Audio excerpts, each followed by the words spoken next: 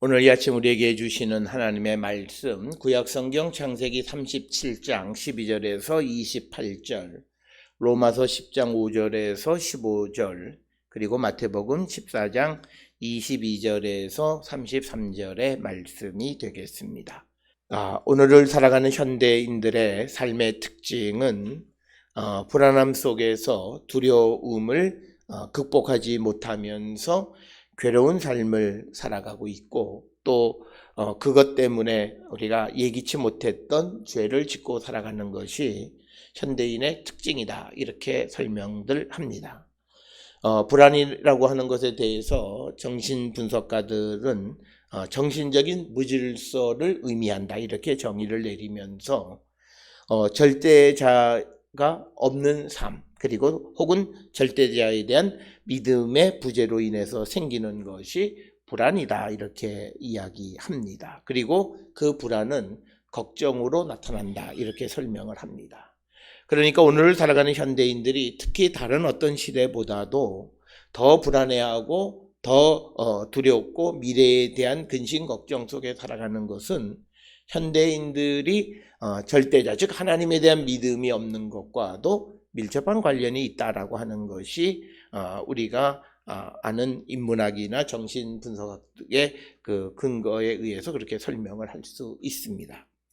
그러면서 심리학자인 라캉은 인간이 불안해하는 것은 인간이 결여로부터 생긴 것이다. 앞에서 말하는 어떤 부재자에 대한 결여, 또는 자신이 살아가면서 생기는 여러 가지 결여로부터 생긴다, 이렇게 설명을 하면서 사람들은, 이 결여를 느끼는 사람들은 그것을 채우기 위해서 욕망을 추구하는 삶을 살아가게 되어 있다, 이렇게 설명을 합니다. 그래서 오늘 우리가 살고 있는 시대를 보게 되면 많은 사람들이 자기의 욕구를 추구하는 그런 삶에 우리가 매몰되어져 있는 그런 현상과 별반 다르지 않다, 이렇게 설명을 할 수 있습니다. 그렇기 때문에 현대인들은 삶의 불안함, 그리고 두려움, 이것을 이기지 못해서 그 어떤 자기의 육신의 삶을 추구하고, 그것 때문에 또 알지 못하는 또 여러 가지 범죄 속에 살아가는 것이 우리의 삶의 모습이다, 이렇게 설명할 수 있고, 그런데 성경은 우리가 욕망을 추구하는 삶을 육신적인 삶이고 우리가 극복해야 될 삶의 문제다, 이렇게 설명을 하고 있습니다. 사람이 욕망을 추구하는 삶을 살아가면서 범죄하는 인간의 모습들을 우리에게 보여주는 성경의 본문들이 있는데, 오늘 우리가 읽은 창세기 37장, 특히 12절로 28절에서 요셉의 형들이 그 동생을 죽이고자 했다가 결국은 죽이지는 않지만 팔아버리는 것도 결국은 자기들의 불안을 해소하기 위한 하나의 방편이었다, 이렇게 설명할 수 있습니다. 우리가 지난 몇 주 동안에 그 요셉의 이야기, 또 야곱의 이야기, 이삭의 이야기들을 보면서 야곱이라고 하는 사람이 삼촌 라반의 집에 가서 그가 사랑하는 사람이 있었어요. 동생 라헬을 사랑했는데 그 지역에서는 언니부터 시집을 보내야 된다, 그래서 레아를 아내로 주니까 이 야곱이 이 레아에 대한 사랑의 마음을 전혀 주지를 않아요. 그렇게 되니까 하나님께서 그 레아라고 하는 여인의 불쌍함을, 그리고 남편의 사랑받지 못하는 것 때문에 그에게 준 축복이 뭐냐면 아들들을 많이 줍니다. 그래서 야곱에게 12명의 아들이 있는데 그 가운데 8명이 그 레아의 여종을 통해서 얻게끔 하는 그런 복을 주셔요. 그렇게 살아오다가 야곱이 사랑하는 라헬이 아들을 낳게 됐는데 그 아들이 요셉이라고 하는 아들이에요. 그러니까 늦둥이를 얻었고, 거기에다가 또 내가 사랑하는 여인의 아들이니까 이 요셉을 다른 아들들보다 편애하기 시작해요. 그래서 더 사랑하고, 그래서 편애하고, 그래서 그 아들에게는 다른 아들과 달리 채색 옷을 지어서 입히기도 합니다. 이 채색 옷이라고 하는 것에 대해서 여러 설명들이 많은데, 어떤 이들은 채색 옷을 입은 사람이 아버지의 상속자다라고 하는 것을 상징적으로 보여주는 것이다, 이렇게 설명을 하는 학자들도 있습니다. 그러니까 형들이 있는데 형들을 다 제껴내고 막내격이 되어지는 그 요셉이 이제 그 어떤 그 상속자가 되어진다라고 하는 그런 모습들을 보게 되고 아버지의 편애를 보니까 형들의 입장에서는 자기들의 존재에 불안감을 느끼기 시작합니다. 뿐만 아니라 이 요셉이 꿈도 잘 꿔요. 그래서 꿈꾸고 앞으로 되어질 일들을 이야기하고 하는 그런 일도 잘하고, 또 이 요셉은 사람이 직선적인 사람이라서 형제들이 잘못하면 그것을 그대로 아버지에게 가서 고하기도 합니다. 그러니까 아버지가 이 형들의 말을 듣기보다는 이 동생, 아주 어린 17살짜리 동생의 말을 더 귀담아 듣기 시작을 합니다. 그렇게 되면서 형들은 자기들의 존재에 대해서, 미래에 대해서 불안함을 가질 수밖에 없어요. 이거는 큰아들 장남이 내가 이제 아버지의 상속자가 되어진다라고 하는 것이 자연적 순리였는데, 아버지는 라헬에게서 난 아들 요셉을 더 사랑해서 그에게 채색옷을 지어 입히면서 마치 그가 상속자인 것처럼 그를 대하기도 하고, 뿐만 아니라 또 말도 그 아들의 막내 아들의 말을 더 듣기 시작하는 그런 현실 속에서 자기들의 존재에 대한 불안감에 휩쓸리게 되니까, 그래서 그런 불안을 해소하기 위해서 결국은 자기들의 권리와 지위를 얻기 위해서 그들이 낸 아이디어가 뭐냐면, 야, 저 아버지의 사랑받는 아들 요셉을 죽이자. 그랬더니 그 중에 한 아들이 뭐 죽여봤자 우리에게 무슨 이득이 있냐, 차라리 죽이지 말고 이스마엘로 가는 상인들한테 팔아서 애굽으로 팔아버리자. 그래서 오늘 우리가 함께 읽은 창세기 37장 12절부터 28절이 그 형들이 이 요셉을 미디안 이스마엘의 그 상인들에게 팔아서 애굽으로 팔아 넘기는 이야기입니다. 오늘 주시는 이 본문의 이야기는 오늘 우리가 살고 있는 우리의 삶 속에서, 내가 속한 공동체 속에서 자신의 존재와 권위가 심각하게 위협을 받을 때 우리는 자기 자신을 지키기 위해서 또는 자신의 불안을 제거하기 위해서 다른 죄를 짓는 그런 모습과도 흡사하다, 이렇게 설명할 수 있습니다. 이처럼 불안한 삶을 살아가는 현대인들의 모습은 오늘 우리가 읽은 마태복음 14장 22절로부터 33절에 등장하는 풍랑이 이는 배 가운데 있는 그런 인생과 같은 모습이다라고 비유할 수 있습니다. 풍랑의 휘청이고 언제 침몰할지 모르는 그런 배, 그러면서도 바람이 맞바람이 불어쳐서 더 이상 앞으로 나가지도 못하는 그 배에 탄 그 제자들, 그리고 그들을 구원하기 위해서 바다 위를 걸어오시는 예수님의 모습, 그것이 오늘 우리가 읽은 마태복음 14장 22절에서부터 33절까지의 말씀이 되겠습니다. 그래서 이제 예수님께서 그 제자들 앞에 나서시지만, 그러나 그 배에 타고 있는 제자들은 자신을 구원하기 위해서 오신 예수님을 믿지 못합니다. 그래서 오늘 주시는 본문의 말씀에서 보게 되면 특별히 이 26절에 14장 26절에 제자들이 그가 바다 위로 걸어오심을 보고 놀라 유령이라 하며 무서워했다, 이렇게 기록이 되어 있습니다. 즉 예수님께서는 제자들이 탄 배가 앞으로 가지도 못하고 풍랑에 휘청거리고 곧 침몰할 위기가 닥치게 되니까 급하게 그들을 구원하기 위해서 바다 위를 걸어가서 그들을 구원하려고 하니까 그 자신들을 구원하러 오신 예수님을 알아보지 못하는 제자들의 모습이 바로 오늘 우리가 어려움 속에 살면서 하나님의 도움을 구하면서 우리의 소리를 들으시고 우리에게 급하게 오셔서 우리를 구원해 주려고 오신 주님을 알아보지 못하는 우리의 모습과도 유사한 그런 모습이 되겠습니다. 그렇게 되자 예수께서 그 제자들에게 나니까 안심하라, 두려워하지 말라고 27절에 말씀을 합니다. 그러니까 베드로가 만일 주님이시면 한번 그 주님이신 것을 보여주십시오. 그래서 내가 무리를 걸어오도록 한번 해보십시오, 이렇게 28절에서 이야기합니다. 그러니까 예수님은 제자들을 구원하기 위해서 제자들이 요구하는 대로 다 들어주세요. 그래서 29절에 오라 하시니 베드로가 배에서 내려 물 위로 걸어서 예수께로 가는 겁니다. 그러니까 예수님은 제자들을 구원하기 위해서 제자들이 요구하는 모든 것을 다 들어주시는데, 그런데 문제는 30절에 지금 베드로는 예수님이 베풀어 주시는 기적을 지금 행하고 있어요. 바다 위를 자기가 걸어가고 있으면서도 30절에 바람을 보고 무서워해서 결국은 물에 빠지게 됐다라고 하는 겁니다.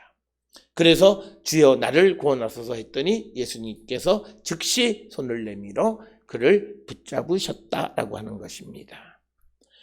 오늘 우리가 함께 읽은 창세기 37장에 등장하는 야곱의 아들들이나 오늘 예수님의 그 등장을 알아보지 못하는 배에 풍랑이 이는 배에 탄 제자들이나 그들에게 가장 큰 문제는 믿음이 없었다라고 하는 겁니다. 특별히 요셉의 형제들, 즉 야곱의 아들들은 장남, 차남, 그리고 그 아들들은 자기들에게 주어지는 약속이 있고 하나님께서 그들을 이 땅에 보내실 때에는 하나님의 계획 속에서 그 자녀들을 보냈습니다. 물론 부모가 편애하지 않고 똑같이 사랑했다라면 좋았을 뻔했지만, 그러나 편애하게 되어지니까 거기에서 자기들의 미래에 대한 믿음을 갖지 못했고, 그리고 결국은 자기들의 생명을 잊게 하신 하나님에 대한 믿음을 갖지 못했습니다. 특히 더더욱 하나님은 그 하나님의 목적을 이루시는 분이시다라고 하는 것을 믿지 못했습니다. 그렇기 때문에 그들은 불안해하고 염려한 나머지 자기들의 어떤 그 권리를 주장하고 그것을 얻기 위해서 동생을 팔아버리는 그런 범죄를 저지르게 된다라고 하는 겁니다. 하나님의 사랑에 대한, 하나님의 섭리에 대한, 하나님의 계획에 대한 그런 믿음이 부족했기 때문이다라고 하는 것이고, 특별히 배에 타고 있던 예수님의 제자들은 예수님은 이처럼 누구든지 주님의 도움을 구하는 자들을 구원하시려고 하는 것이 예수님의 모습이다라고 하는 것을 그들이 믿지 못했다라고 하는 것입니다.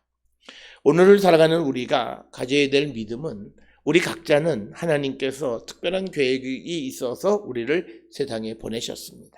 그냥 우리가 세상 사람들이 말하는 것처럼 어쩌다 보니까 세상에 태어난 존재들이 아니라 각 사람은 하나님의 계획과 섭리 속에서 하나님께서 이 땅에 있게 하셨어요. 그래서 우리가 이 땅을 살아가면서 범죄하지 않았으면 좋을 뻔했지만, 그럼 우리가 죄를 지음에도 불구하고 주님은 변함없이 우리를 사랑하시는데, 그 이유는 하나님의 계획을 이루기를 원하시는 분이시다라고 하는 겁니다. 그래서 우리가 이 하나님의 사랑에 대한 믿음을 가질 때 우리는 어려움 속에서도 우리가 흔들리지 않는 그런 믿음을 갖게 되어진다라고 하는 것입니다. 특별히 우리가 사사기 16장에 보게 되면 삼손의 이야기가 등장합니다. 이 삼손이라고 하는 사람은 하나님께서 이스라엘 백성을 블레셋으로부터 구원하기 위해서 그를 이 땅에 태어나게 했어요. 그런데 이 삼손의 문제는, 삼손이 이방 여인을 너무 좋아해요. 그래서 그 딥나 여인과 결혼도 했고, 그리고 가사의 기생의 집에도 들어갔었고, 또 소래골짜기에 드릴라에게도 갔었고 하는 그것 때문에 인생이 여러 가지 어려움에 처하지만, 그러나 하나님은 그 삼손을 구원해 주시는데, 그 이유는 삼손이 불의를 행해도 하나님이 구원해 주시는 그런 것이 아니라 하나님의 계획을 이루기 위한 것이다. 그래서 오늘을 살아가는 우리도 우리를 향한 하나님의 계획과 섭리가 있다라고 하는 것을 믿고 그것을 이루기 위해서 하나님은 나를 도우시는 분이시다라고 하는 것을 우리는 잊지 말아야 한다. 그래서 우리를 세상에 어떤 것이 우리를 힘들게 한다 해도 결코 우리를 어떻게 할 수 없고 하나님의 계획은 반드시 이루어진다라고 하는 겁니다. 오늘 우리가 함께 읽은 로마서 10장 5절로부터 15절에 있는 말씀은 특별히 믿음이 없는 세대들에게 주시는 말씀입니다. 그래서 우리가 잘 아는 것처럼 로마서 10장 9절에 보면 내 입으로 예수를 주로 시인하며 또 하나님께서 그를 죽은 자 가운데에서 살리신 것을 내 마음으로 믿으면 구원을 받으리라. 즉 믿음이 우리를 구원한다라고 하는 것을 강조하고 있는 말씀이 오늘 주시는 로마서 10장 5절로부터 19절의 말씀이 되겠습니다.